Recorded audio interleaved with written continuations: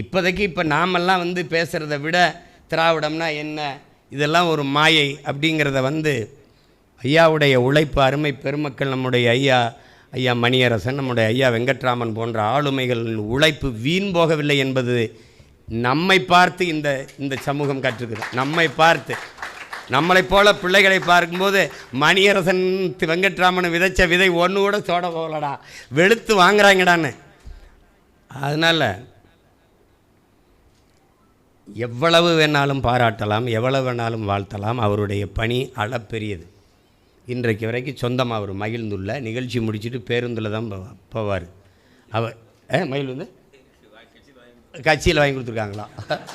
அவர் வாங்கலை, அதுவும் கட்சியில் வாங்கி கொடுத்துருக்காங்க. அது இப்போ வாங்கி கொடுத்துருப்பாங்க. சொல்கிறாரு அவ்வளவு காலம் உழைச்சி இந்த இதுக்கு. அவர் மட்டும் இல்லை, அவரோட எங்கள் அம்மாவும் எங்கேயாவது இருப்பாங்கல்ல, வெளியில் நிற்பாங்கன்னு நினைக்கிறேன். உடம்பு சரியில்லை, வரல. எங்கே போனாலும் அப்படி ஒரு இணையர், எங்கள் அம்மா மாதிரி ஒரு இணையர் வந்து கிடைக்கிறது ரொம்ப கடினம். சும்மா புருஷன்னா பொண்டாட்டி சும்மா பைய தூக்கிட்டு வர்றதில்ல.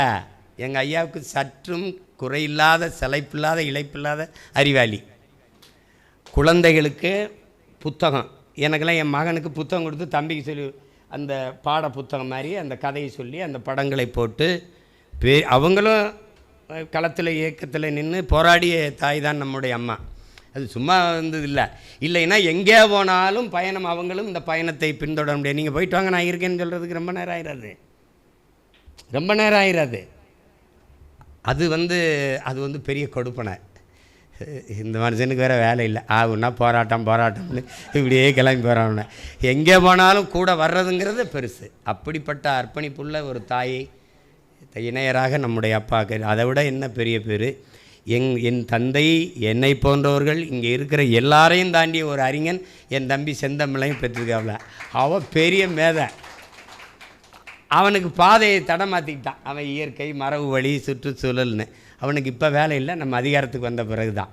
அவன் வந்த பிறகு இந்த நஞ்சில்லாத உணவு, எதது நம் மரபு சார்ந்த வேளாண்மை, எதது நம் மரபு சார்ந்து நம்முடைய வழிபாடு என்ன, அதில் அவன் ஒரு பெரிய அறிஞனை அவன் ஒரு ஆய்வு செய்து வச்சுருக்கார்.